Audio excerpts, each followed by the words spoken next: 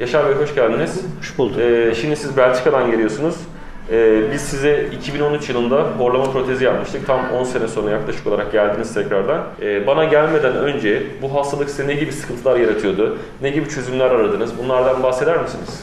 Evet Tuğrul Bey, şimdi ben ilk protezde geldiğimde zaten ben de biraz endişeli gelmiştim. Horlama problemi vardı. Uyku apneniz var mı? Uyku apnesi tam değil fakat gece yine uykuda nefes tıkanması oluyordu. Sürekli uyanıyordum mesela bu protezden önce. Sabahları yorgun, böyle bitkin, baş ağrısı, tansiyon yüksekliği çok yapıyordu. Peki bunun için siz bir tedaviye başvurdunuz mu?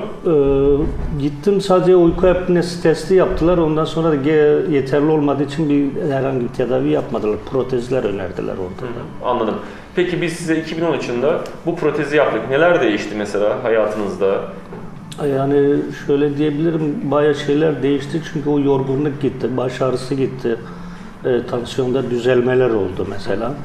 Bunu takmadığım zaman sabah kalktığımda bayağı kendimi yorgun hissediyorum. Baş ağrısı, kafa ağrısı yapıyor böyle herhalde o da. Peki horlamanız nasıl oldu? Kesinlikle geçti, horlama yok. Evet. Yani genel olarak aslında protez size biraz daha iyi kaliteli uyumanızı sağlıyor. Tabii kesinlikle. Eşiniz ya da yanınızda uyanlar ne diyor sizle alakalı olarak? Zaten eskiden protezden önce eşim ayrı yatıyordu, şimdi birlikteyiz. Beraber uyuyabiliyorsunuz, evet. Teşekkür ederiz yorumlar için. Biz şimdi size yeni bir horlama protezi yapacağız. Artık bakalım 10 sene sonra mı bir daha görüşeceğiz, nasıl olacak? Vallahi video izleyen herkese ben burada tavsiye ediyorum, hiç düşünmeden gelebilirler yani. Sağ olun, çok teşekkür ederiz. Şey etmesinler. Sağ olun, teşekkür ederim. Sağ olun.